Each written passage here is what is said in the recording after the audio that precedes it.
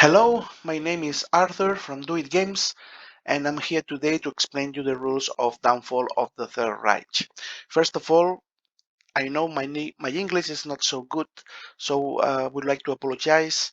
I will try to improve in the future. Okay, so in this game is about the Second World War. It's following Downfall of Empires, and more or less is very similar systems. We'll, we will have three sides: Soviets, Axis, and Allies, and those are the major countries: USSR, Germany, and from the Allied side, we will have British and French, and in 1942, USA will join. Apart from those countries, or what we call major countries, we will have another minor countries that we those countries will join one side or the other and on a specific point of the time. For example, Belgium will join the Allies on the second turn. Italy will join also the Allies after the surrendering of France. So immediately after the surrendering, Italy will join. Okay, those three countries, Romania, Hungary, and Bulgaria, will join the Axis in 1942, or even before if if the Germans invade the Soviet Union. But no worry, this is a rule I will explain you later. Greece will join the Allies in 1941. Yugoslavia will join the Allies in 1942, as well as the USA. Okay, well, can all these minor countries join that side before? Yes, this can happen if the enemy, so the other side, for example, if France invade or attack Italian's army, in that case, immediately Italy would join the Germany side. So in that case, we don't need to wait. Or imagine that, I don't know, maybe the Russians invade Romania. In that case, Romania will join the Axis. So if those countries are attacked by the enemy, immediately those countries joins the war. Okay, let's see more concepts that we can find in the map. There are areas, land areas, uh, and armies normally when they do tactical movement they will move by land. We have sea areas. uh, those are used to do a naval movement. We've got some kind of accidental things, like for example we have rivers, we have marginal line, we have mountains, swaps, fortress. All those things are used in combat. So when I explain combat, I will explain you more carefully, but now I think it's not necessary. We have supply sources, which is this those places with a half moon, um, black and white for Germans, brown and white for allies, and for Soviets we've got those red and white. Those are supply sources. Also, minor countries use capital as a supply source. Okay, we have several tracks in the map. One track to keep the supply we are accumulating and not spending by now, and we have one track to accumulate tanks.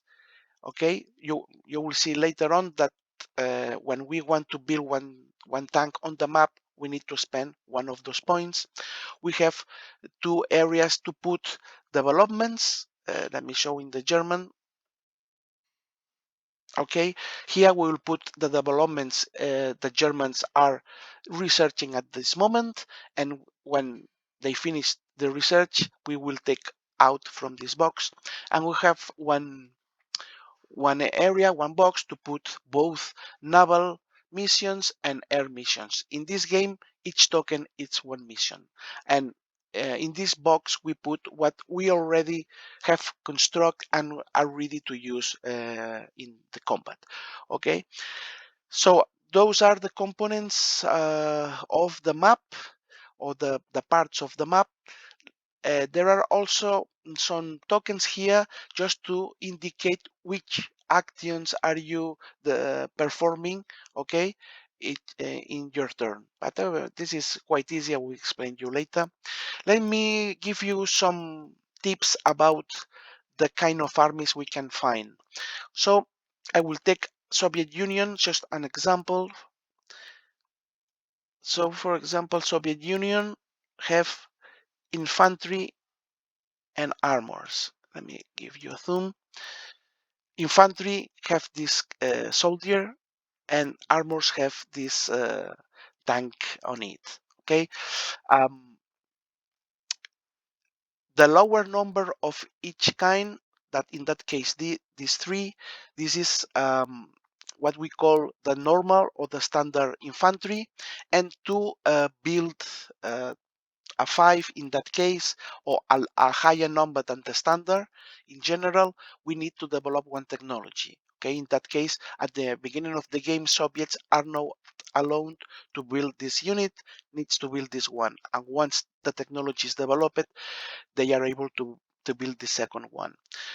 Armors is a similar thing. This is the standard, the base armor, and once the advanced armor technology is developed, you are able to build the second. This number is the combat factor, and means how well this army uh, does when it is in combat, when it's battling with another army. Okay, so every army, no matter if it is this kind, have two sides. This is the complete side, okay, and this is the half side or the reduced side, the same. So you see, in the complete side, obviously it's better, but needs two steps. So a complete side have two steps, and it's half. Sorry, only have one step. Okay, this it's only one step. In other words, if I've got one army half, and I give one step, it will become complete, and vice versa. In one army, complete receive one hit or lose one step, will become reduced.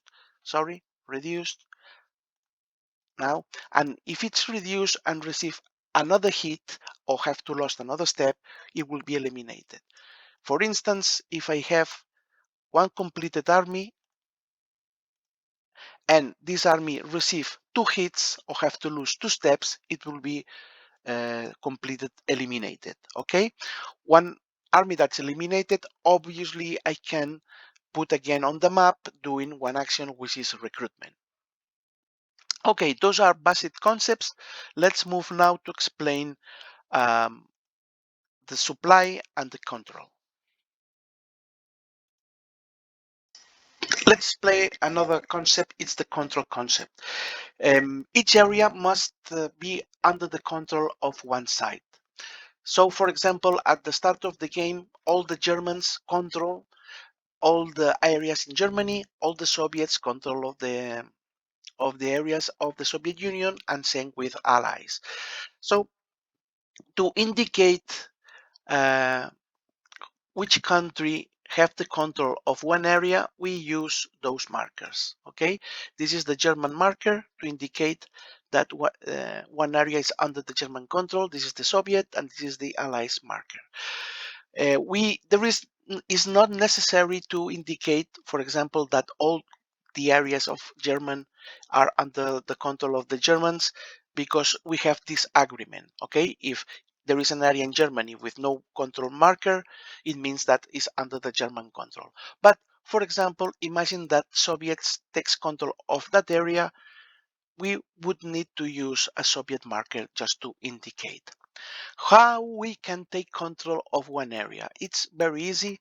There must be one army of this country alone in that area.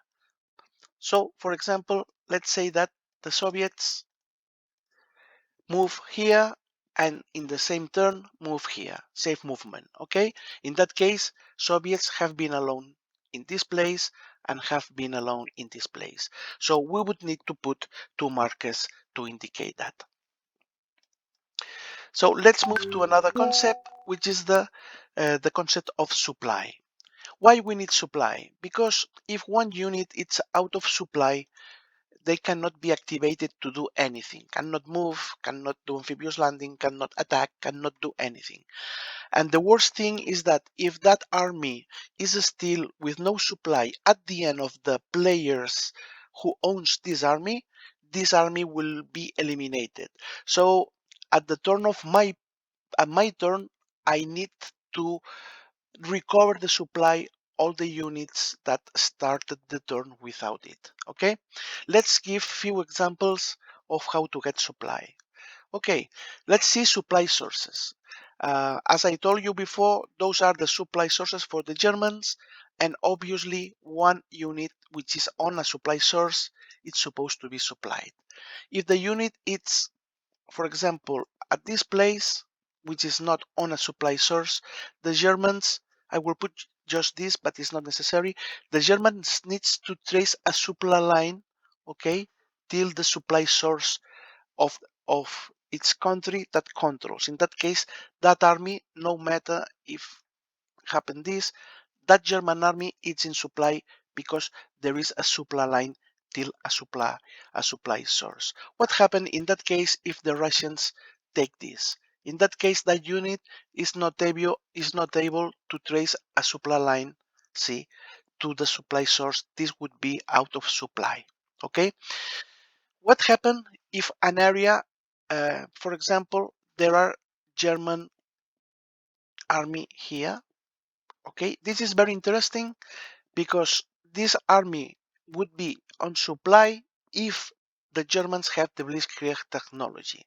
So if you have this technology, it's very important, Blitzkrieg technology, you can trace supply line over contested areas, over areas where there are armies of both sides. Okay, so with that technology, this is on supply. Okay, if the Germans wouldn't have that technology, this is impossible because Germans have from the beginning. But imagine they don't have, just to see how it works. If the Germans doesn't have this technology, they cannot pass through contested areas. So this army will be out of supply.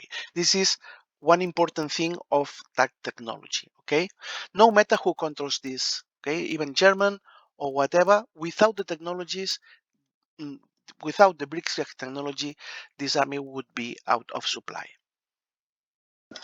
Let's go now to another concept, which is the status of war or the implication in the war. This status will affect in different ways, but the most important is the number of reinforcements points every country can do during the turn. We have two status of war: limited war and total war. At the beginning, each country starts with limited war, and the general rule is that in 1942, every country will enter to total war. But if Germans attack Soviet Union or Karelia in Finland, in that case, both countries, Germany and Soviet Union, will enter total war. And even if the Soviet Union attacks German or attacks Romania or Hungary or any of those countries, in that case, only the Axis, only the Germans will enter in total war. Meanwhile, the Soviet Union will keep in limited war till 1942. Okay, this is an important concept that we will be use it during the explanation. Now let's go to explain how we can surrender a country.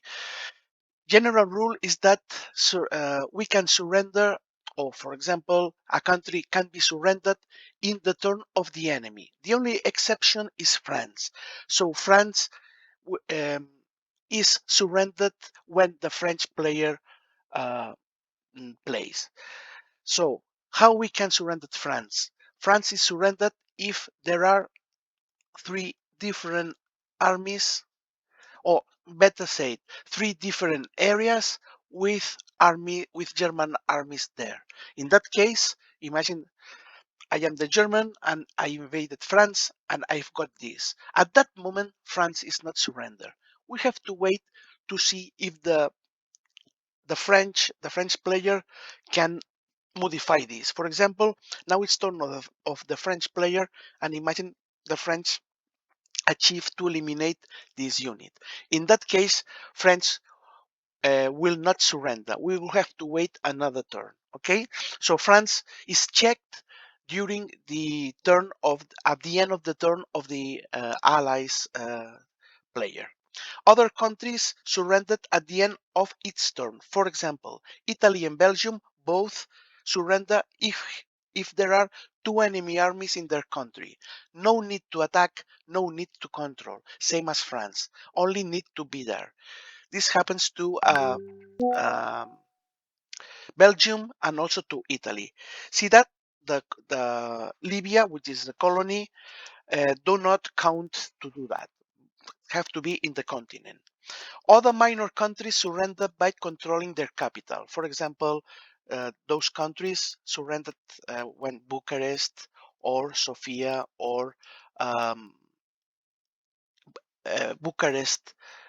Budapest, sorry, is controlled. At that moment, that country surrenders. Soviet Union, as I told you, is. Let's see how to play a turn in Dawn of the Reich. The the game have 22 turns, and in each turn the players will play one after the other in the same order. Order don't change. First the Germans, second the Allies, and third the Soviet Union. Okay. Imagine it's my turn. I am the German, so I have a limited number of action. If I am German, in limited war I have 3 actions, and in total war I have 4 actions. But keeping in mind that for every supply source I lose, I will lose 1 action. Okay, and even if the allies do strategic bombing, I can lose another action. Okay, those are the two things that can make me to lose 1 action. If I am allies, I will have 2 actions in limited war and 5 in total war. See that once USA joins the war, the number of actions it comes from 2 to 5, and USSR will have 2 actions in limited war and 3 in total war, but having in mind similar thing that German with the capital. If Moscow is taken, in that case only 2 actions in total war. Let's see all the 7 available actions that each side can perform. Those are supply, reinforcements, armor production, air missions, naval missions, development, and lend lease is the last one. Okay, let's start with the supply. The first one. This is very easy. When one player do this action, only have to increase the accumulated supply. Okay, 5. So from 4 to 9. This supply will be used to move and to attack and to do amphibious landing and do a lot of operations, but very, very important, the operations do not lose, uh, do not spend actions, but spend supply instead, okay? So you are able to do operations, meanwhile you have supply. If you have developed already the technology of logistics, this one, well, this is the American one, but no worry, it's just to explain. So in that case, the allies instead of 5 can increase up to 7. Okay, all this is written in the technology. Let's move to another action. Second one is the armor, very similar, but you accumulate armor points. This will be used to create armors on the map later on. But first you have to accumulate tanks, okay? If you've got the technology of tank industry, instead of accumulating 3, you accumulate 5. Let's go to this next technology, which is reinforcements. Okay, let's go with the reinforcements actions. Reinforcements means to bring new forces to the map. Okay, we can do this in two ways. For example, we have this reduced army here, and we can spend one reinforcement point to upgrade this. Okay, to update this unit and to be completed. This costs one point, one reinforcement point. Okay, the only condition I have to meet is that unit to be in supply. On the other side, if I want to create new units, uh, that is take the unit from the pool and put on the map, the unit must be created on a supply source. Okay, so that unit must be created, for example, here. Remember that capitals are supply source for other countries. For example, if I want to create one Romanian unit, must be in Bucharest, and if I want to create one French unit, must be in Paris. So this is the way I create units. How many points can I spend each turn? Okay, German can spend 4 points, so can, for example, can create two different units completed because each one costs 2 points. But having in mind that for each star that the German lose, they will lose one of those points. For example, if the Soviets take Breslau, instead of 4 points, Germans will have only 3.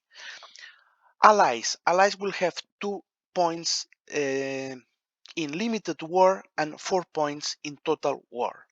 And the Soviets, there are 3 different levels. First level, it's the first years of the war, where meanwhile Soviets are in limited war, they will take 5 points. During total war, but till 1943, they will take 8 points, but at this moment will apply the same rule as the Germans with the stars. Okay, and finally at the end of the war, the Soviets will take fixed 4 points. Okay, let's see now how I can recruit armors instead of infantries. Okay, imagine this is my pool and I am doing the recruitment action and I have 4 points, and I said, okay, 4 points, that's 2 points plus 2 points, but because this is an armor, those 2 points have to be spent in the armor track as well. So in that case, I have to reduce this by 2. Okay, this is the way I build armors instead of infantry. Every point of armor needs I am building needs to spend 1 armor point. What happens if, for example, I have this unit here and I am doing the reinforcements actions? In that case, I cannot convert this on a tank unit, an armor unit, because it's not on a supply source. Okay, I can only give armor points to those units that are on supply source. Let's give few examples. Imagine that I have that unit here, okay, and I am doing the recruitment action. Okay, so I am German and I said, okay, I have 4 points. First point here, correct. Second point here, correct. And 2 points less. Third point here, but because this is an armor, I need to spend 1 armor point here. I have no more, and then 1 point is left to use. So I update, for example, this unit, okay, because it has supply. Also, if I would like to to change the type of one army, I don't need to spend any action. I do the recruitment action when I want to create new steps.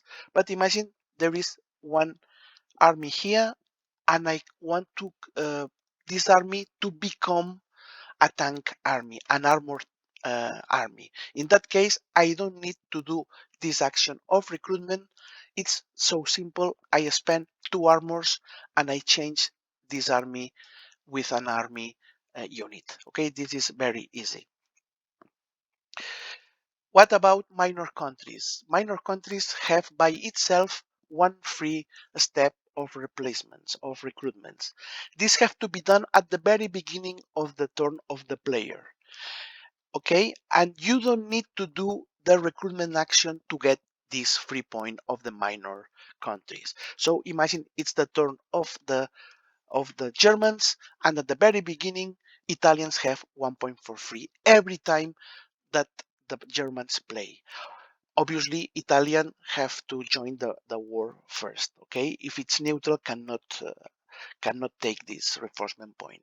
Same with France. At the very beginning of the Allies, uh, of the Allies turn, the France can get 1 for free, and for the other minor countries, they get 1 for free, but only during the turns of winter and summer. So every 4 turns, 2 of them will get 1 for free. Let's go to the next actions players can do. I've explained it already. I think supply, armors, accumulated armors, and reinforcements. So next one is missions, air missions. Okay, missions means to accumulate missions in the box. Those are the allies technologies, but I would use them as German ones just because it's easy for me to explain. Imagine those are Germans, okay? German technologies. So we have missions in that box.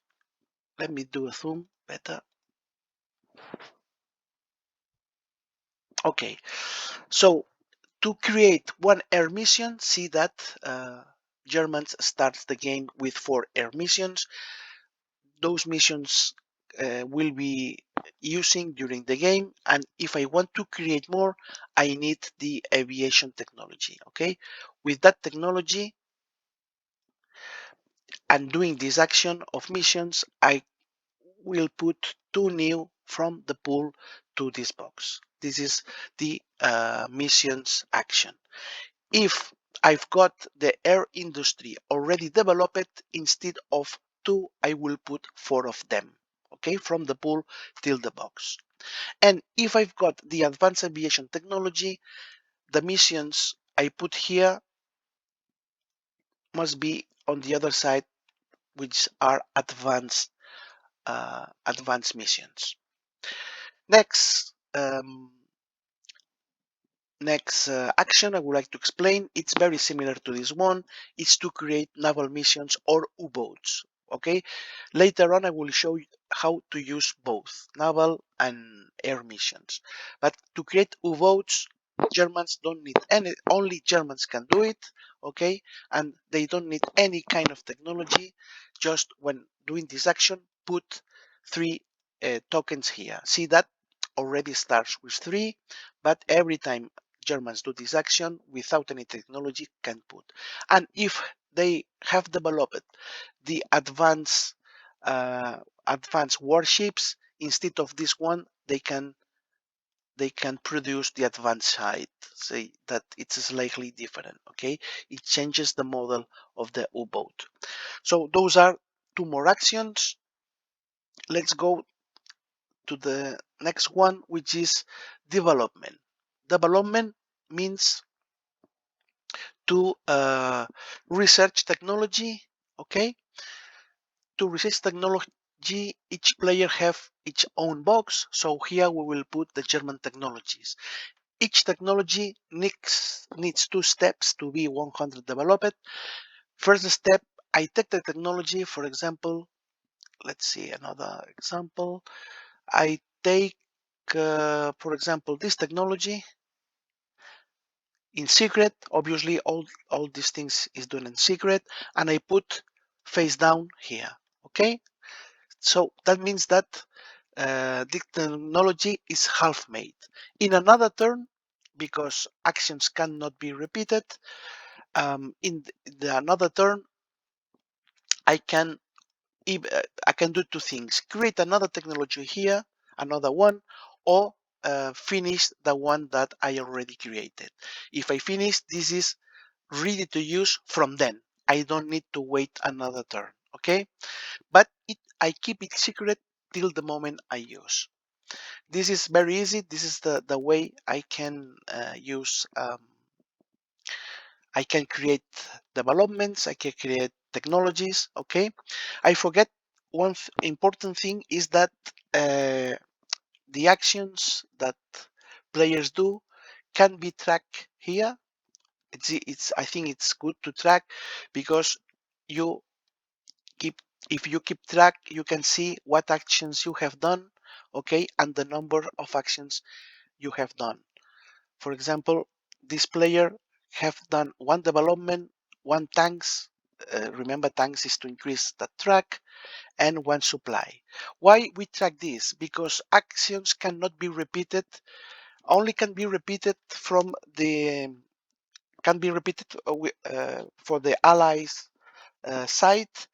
And let me check the date. Yeah, in a turn, only one action of each time can be performed, except the allies who can perform two of them in total war. Okay, but only one lend-lease. I will explain you later one lend-lease. Allies can repeat once they join total war. If not, only one of those of every type. There is another thing is that the Soviets can repeat the supply in 43 and developments in the year 43 and the supply in 44. Meanwhile, those actions have been received by Lend-Lease. I explain you later that um, the allies can give one action to the Soviets. Okay, in that case, and in those two cases, those actions can be repeated. So normal rule is that one action cannot be repeated. Returning mm, to the develop of technologies, I think more or less everything it should be clear. There are some special rules. Okay, for example, there are some conditions in the Russian side.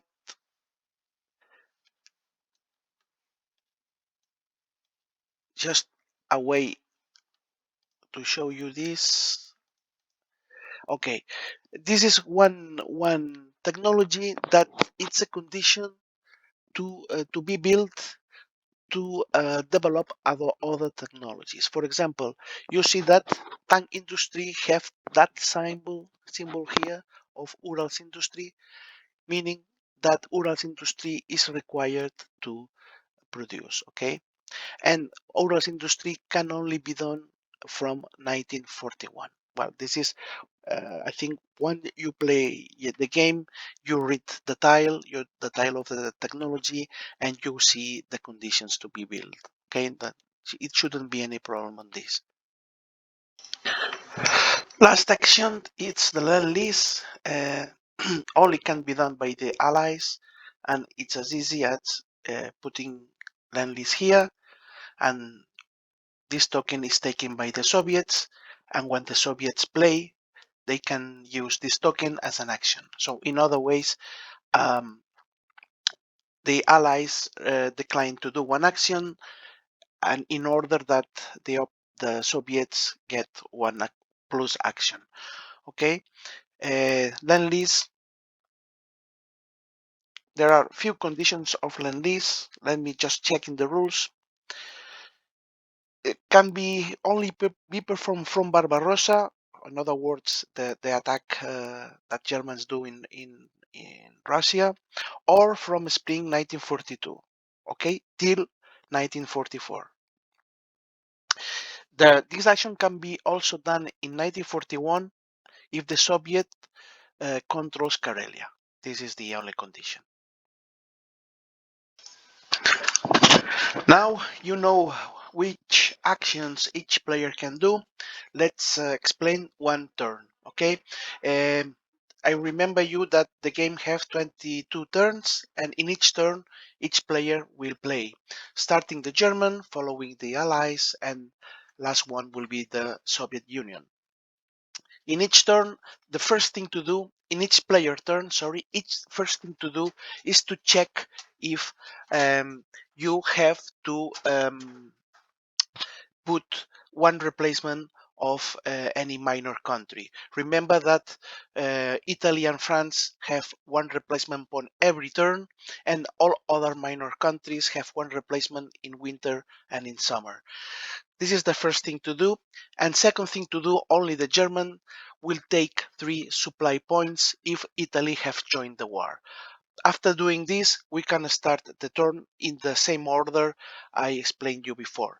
During player turns, what they would do is combining actions that I already explained you with other things that don't need any action. Those things are moving and attacking, that instead of actions will use supply points, and fill those 2 boxes which are the Battle of the Atlantic and Strategic Bombing. Okay, those 2 things don't need any action to be done, only need to have supply and to have build already actions in the missions in the box. Okay, let's go with the army operations. First thing to say is that army operations do not spend any action but spend supply points. Okay, meanwhile you have supply points, you can do army operations. We've got 6 different army operations. I will go one by one to explain each one. Okay, so first is what we call tactical moving. Means that one, you have to move by land, no, never by sea, and one infantry army can move up to 3 spaces, no matter if they are control or not. Okay, and one armor can move up to 4 spaces. Okay, you cannot end attacking. This is the requirement of the tactical movement. You have another operation that allows you to attack. Okay, so tactical movement, 3 or 4 spaces, and you cannot attack. Second is attack by itself. So I am here, okay, and with that army I can attack. This is the second operation. Third operation, it's a tactical movement like I explained in the first, but allows to attack. But in that case, the movement is reduced by 1. So infantries are allowed to move 2 spaces, only 2, and armor are allowed to move up to 3 spaces. Okay, so an armor here, 1, 2, 3, 4 cannot attack. Okay, cannot arrive. Can arrive, but is not able to attack in that case. This is what we call the tactical movement and attack.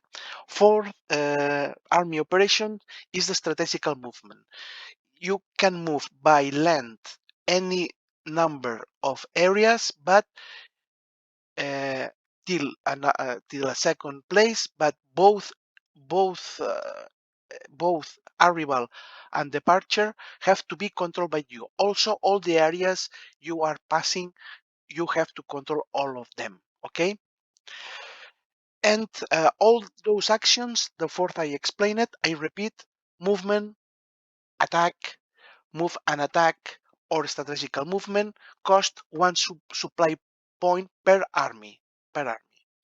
Now, last 2 are the naval movement, means from one coastal area that you control, for example, you control this, to another coastal area that you control. Okay, that can be from here to here, because the French control both areas. It's important to remember that you cannot do a naval movement going an area that you don't control. This is what we call amphibious landing. What is the cost? The cost is 1 if you are using one C. For example, this is 1 C till here. This is another C. Okay, this is one movement. Sorry, one. It costs 1 supply point, and if I am using 2 Cs, two oceans.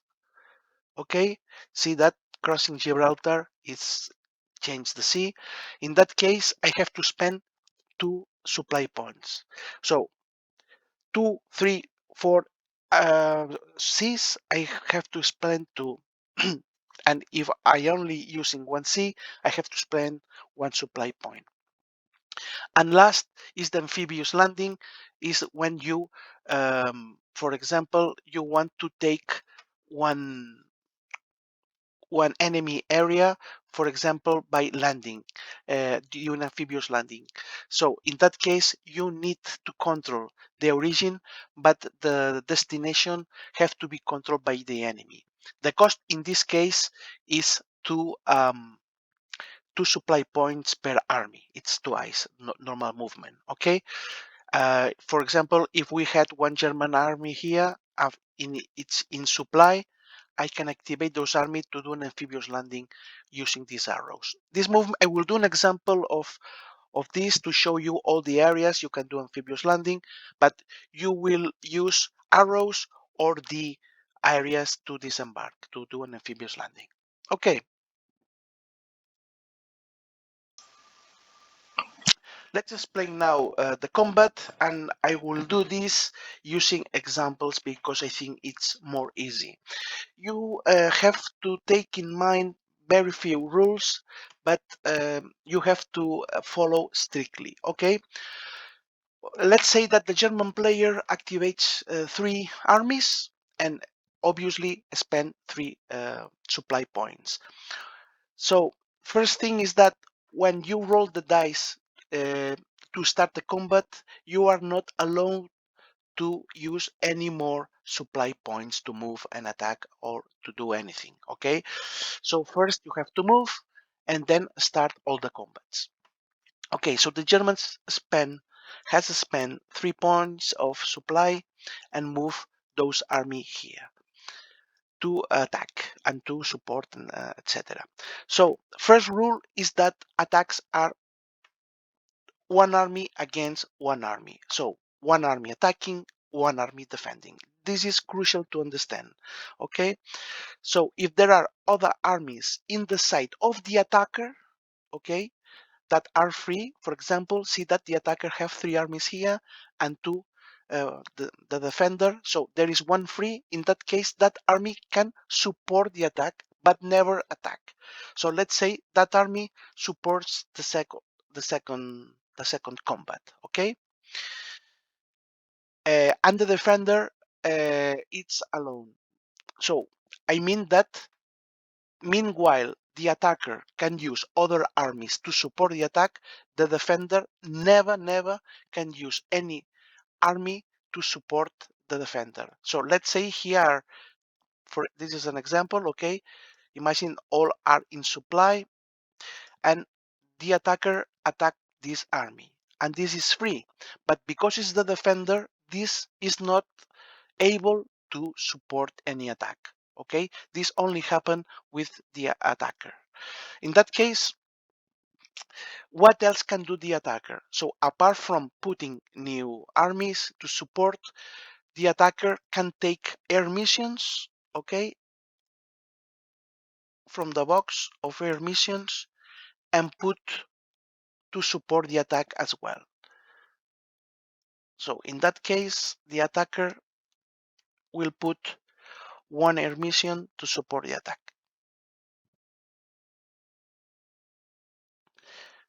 See that attacker can use any number of air missions meanwhile they have created before. So for example, the attacker can use one air mission for this combat and a second air mission for this combat. This is correct, but at that time the attacker decided only to use one air mission. Okay, when seeing this, the defender can say, okay, I counter this air mission spending one of mine. Okay, imagine that the defender have here already created air mission. Cannot follow. So let me do zoom. Okay, the defender, imagine that had here, let's put, because it's more clear, one air mission. Okay, the defender could say, okay, I spend this air mission going to the pool. Okay, to counter this your air mission. In that case, this will go to the pool, but I can come again with another air mission from my mission box. And the second mission can be countered again by the defender. And this process goes till one of the both players stops. Okay, if the defender stops, probably the attacker will have, probably not, will have one air mission here. Okay, let's see how the combat is performed. So if one army support another one, it will give +2 to the die roll if it's complete, or it will give +1 if it's flip. In that case, it's complete. Oops, sorry. In that case, it's complete. That will give +2. So in total, this attack will be 5 +2 plus the die roll. Okay, it's 3, so it's 10 in total. 5 plus 2 plus 3, 10 in total. Let's see the defender. The defender cannot support with armies, cannot support with missions, but have the bonus of the terrain. In that case, see that there are forests +1, and there is one fortress who controls in a terrain that the defender controls. Okay, in that case, see that terrain are accumulative. Defender will get 3 +1 of the forest +1 of the fortress. All the terrains are explained, or the bonuses. Normally it's +1. Okay, so this is +1, and most of the if you cross the river is +1, etc. Most of them are +1. So in that case, let's see the defender have 3 +1 +1, 5 in total. Okay, so let's do the final result of the defender. It's 5 plus the die roll 4. It's 9. Attacker 10, if I remember well. Defender 9.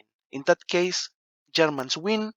The loser, no matter if he attacks or not, the loser is eliminated because lose 2 steps. So this one is eliminated, and the winner always lose 1 step unless it doubles. In that case, the winner has not doubled the defender, takes 1 step. Let's go to the second attack. Defender gets +2, same as before. 3 plus 2 plus 2 is 5, and the attacker have 5 plus 2 is 7. So die roll of the attacker, it's 7 plus 5, it's 12. Defender 5 plus 5, it's 8. So in that happens again, that Germans win. This is lost because it's used. Go to the pool, not to the mission box, but to the pool. Okay, and in that case, defender it's eliminated. Okay, and the attacker lose 1 step. Okay, what happened if at the end both have the same number? So in that case, there is a tie, and both armies, the attacker and the defender, will lose 1 step. Okay, see that both are eliminated. Well, imagine that this is controlled by the Germans. Both are eliminated. In that case, Germans are alone in this area, so they take control and put this marker. Okay, you will see it's easy. In this game, defender never retreats. It is important.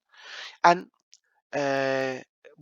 normally both attacker and defender will lose something unless one doubles the other side. Attack it's 1 against 1. Attacker can add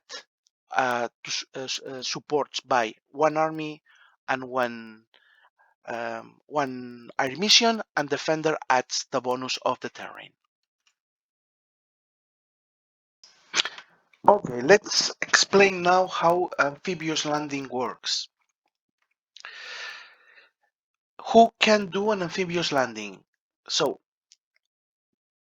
Axis and allies can do amphibious landing. Okay, the thing is that amphibious landing will depend a lot of one technology, which is this one.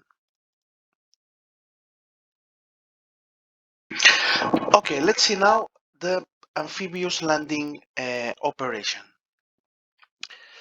Amphibious landing is one movement from one control area, okay, to one area that site doesn't control. So this is the first condition, and second condition is that you must use the arrows and the Ds to do that. Okay, at the beginning of the game, nobody have this technology, which is the amphibious landing, and from 1942, the Allies can do this, can develop this technology. So at the beginning of the game, nobody can use D. Okay, the D are are only allowed to use by those who have this technology. Okay, so let me explain first what you can do without this technology, and then what you can do when if you are the allies and you develop this technology. If you don't have the technology, you can only do amphibious landing using the arrows. Okay, D you cannot use D, and a maximum one per turn from a control area to an uncontrolled area. This is what you can do. If you have this um, this technology developed, means that you are the ally. In that case, apart from that, you can land up to 3 units per landing with the following limitations. By arrows, maximum 3 armies, and in each D, you can do an amphibious landing of 1 army. 1 army per D, 3 per arrow. And the total number between these and arrows, it's a maximum of 3 and 4 in 1944. Okay, those are the rules. I will give you a few examples, but those are general rules. See that there are several kind of Ds. Okay, when there is a D inside a circle, the units must come from North America, from America. Okay, if there is here as well, so in France you can bring units from USA to this side of France. Meanwhile, those are under the German control, obviously, because I insist you must the destination must be enemy control. If the D are in a pentagon like here, the units must be bring from Tunisia. Okay, so this is another situation. And if last situation, if you want to do amphibious landing on low countries, units must come from UK because it's a D inside and a square. So those are conditions. For example, imagine that the Allies have this technology and it's 1944. Means that in total, 4 armies can do an amphibious landing. Can you, for example, 1 by this arrow, 2 by this arrow, that's 3, and third one maybe using this D. In total, 4. Okay, maximum per arrow only 3. There is one special rule after the surrending of France. The Allies can disembark on North Africa, French North Africa, but have to do this using all those 3 in one single turn. Okay, so one turn dedicated in to disembark in North Africa. You cannot disembark only in Casablanca. You must use all of them. So those are the general rules. Remember, when you are doing a amphibious landing, you spend 2 supplies with that unit, okay, and the defender get +1 because it's like you were crossing one river. Okay, so let's do an example, but it's quite easy. Let's say that British and USA disembark on Calais, okay, and do like this: 1 and 2. This is correct because they already developed this. And from then, this would be a normal attack. Okay, have to decide who is attacking first and who is supporting. For example, this will attack and this, sorry, disembarking units cannot support. Okay, so uh, only one of these armies can attack, the other cannot support anything. This is an important rule. Okay, remember when amphibious landing, no support is allowed. Okay. Um, I think that's all about amphibious landing. Let's talk about the rivers and the lines. Okay, let me allow to zoom this. Okay, so see that the river belongs to, in that case, Frankfurt. Okay, means that only the player standing in Frankfurt can take the bonus of the river in case it's defending, of course.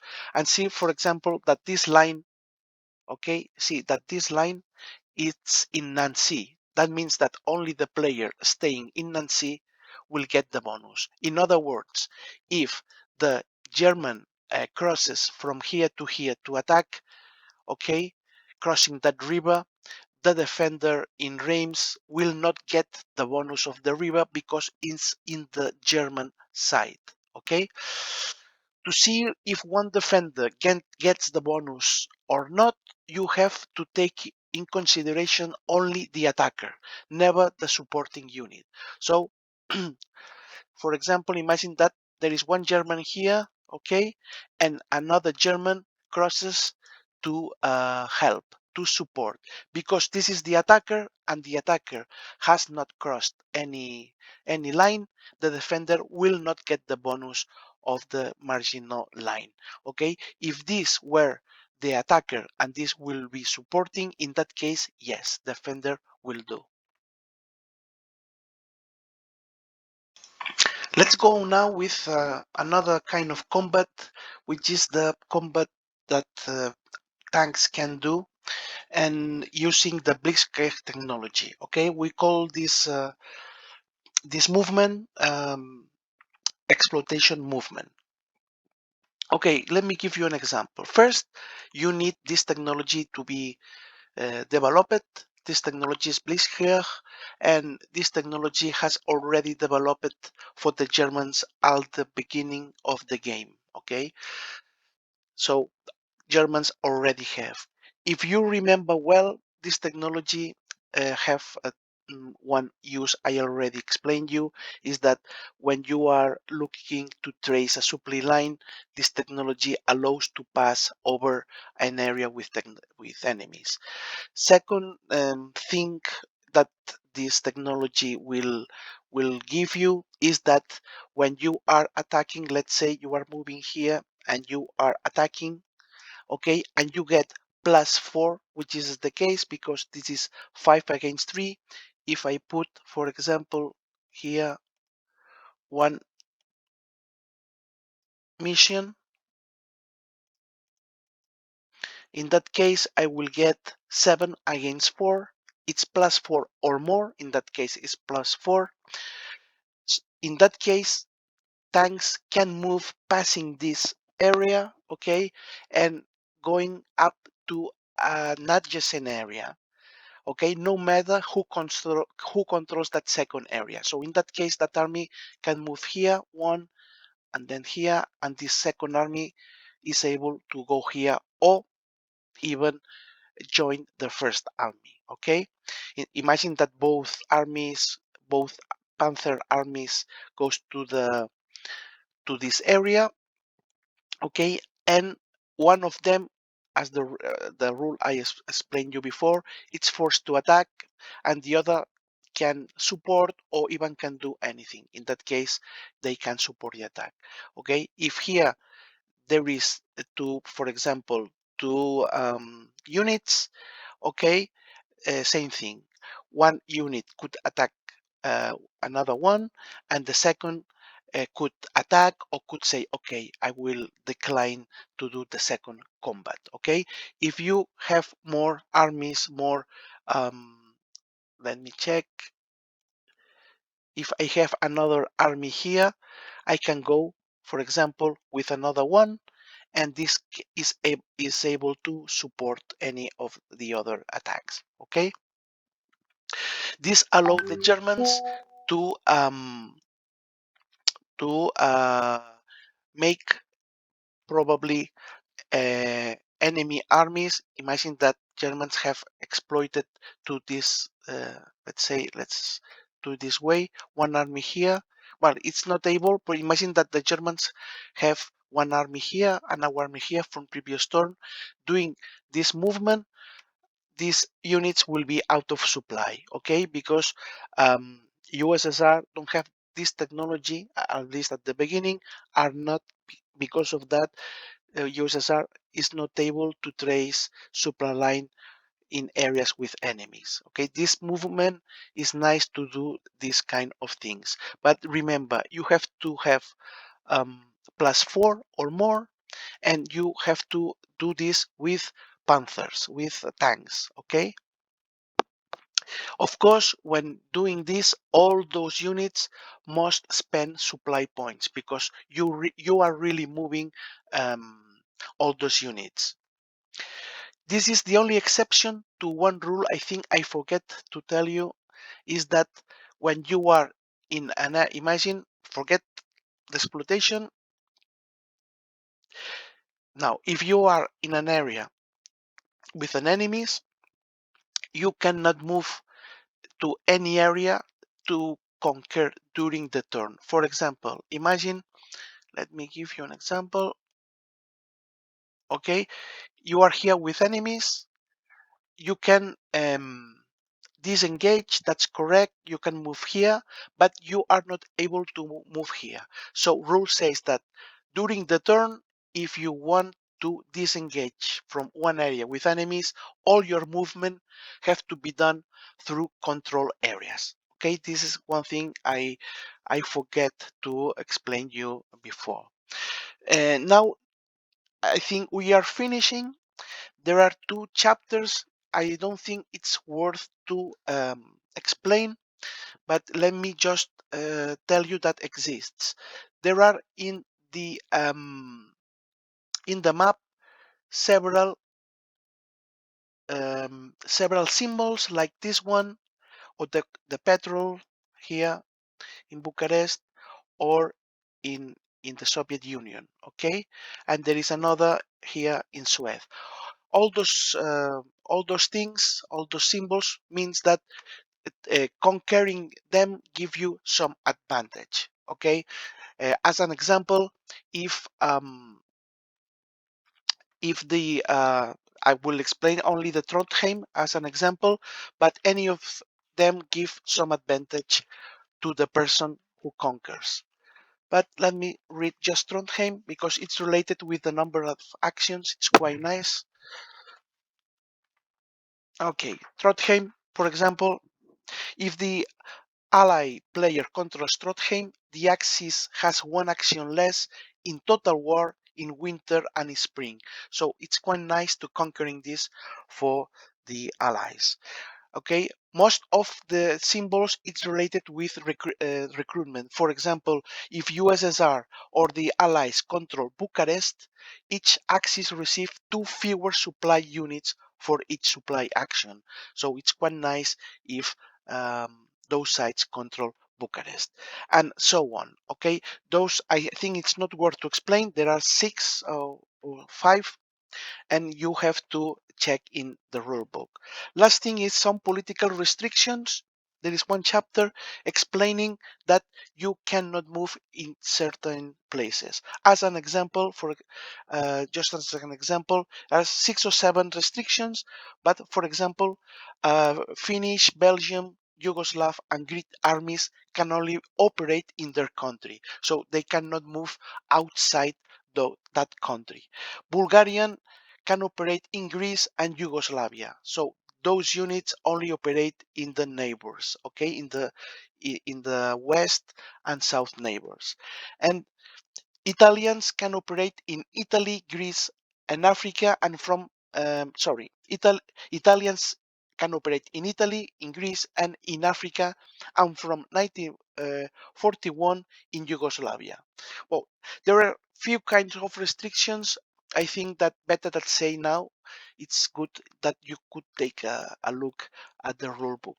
They are not complicated, but it's good when you play the game to have the list just next to you so you can see if you have any doubt.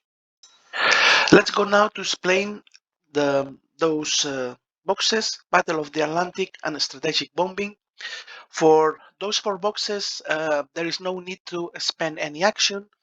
You only need to have, in the case of the German, naval actions, and in the case of the Allies, advanced air missions. Let's start with the Battle of the Atlantic. Battle of the Atlantic are those two boxes here as with a circle, and only the Germans can put missions here. Okay, the only missions Germans can put is naval missions. So spending two naval missions here, remember that this can be done at any moment during the German turn without spending any action. No need actions to be spent. uh, so imagine I am the German, I will put those tokens here, and during the ally turn, the ally take this out, put on the pool, and the ally will have one action less. So at the beginning of the game, allies only have two actions. With this, will only have one. Okay, if the Germans have developed this technology, let's take a look closer. It says that only one mission needed in the Atlantic battle zone. So with this technology, the Germans only have to put one of those, okay? But if the Allies do not have advanced warships, okay, it's meaning that if the Allies have advanced warships, this is useless. This technology can only be made from 1943.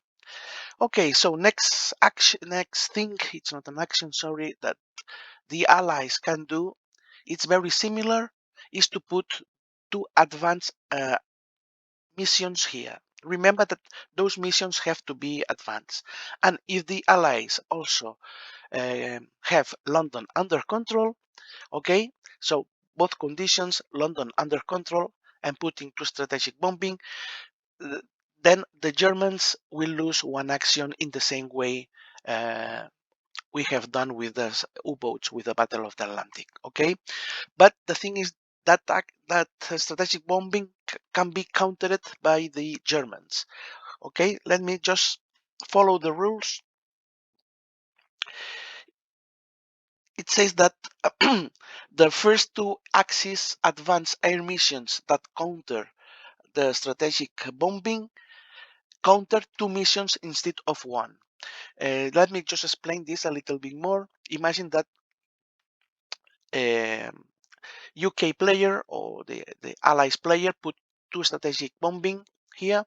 Then imagine also that Axis have this developed and have advanced missions here.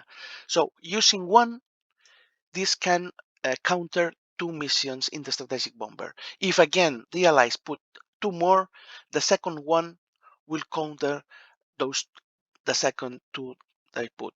Now from now, uh, this only applies to the first two. From now, it's one by one as we do in a normal battle. Okay.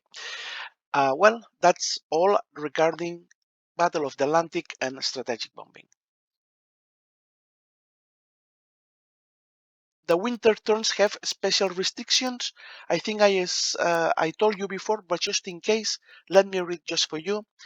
In winter, air missions cannot be used to support attacks, except in Africa. It's supposed that it's too cold, okay, and air missions can only be done in Africa during winter turns. Another thing is that in winter, no amphibious landing can be made through landing lines in the Mediterranean Sea. You cannot use this, okay? And in winter. And last thing is in winter 44, this is very heavy winter, armies in the Soviet Union subtract one from their combat factor and their operation costs to supply points instead of one. Only this affects one winter, the heavy winter of 1942. Well, I think more or less, probably I left something, but more or less everything it's explained. I hope you have understood almost all the things. If not, please do not hesitate to contact me or to write any comment in the description, and I will reply you as soon as I can. Thank you very much.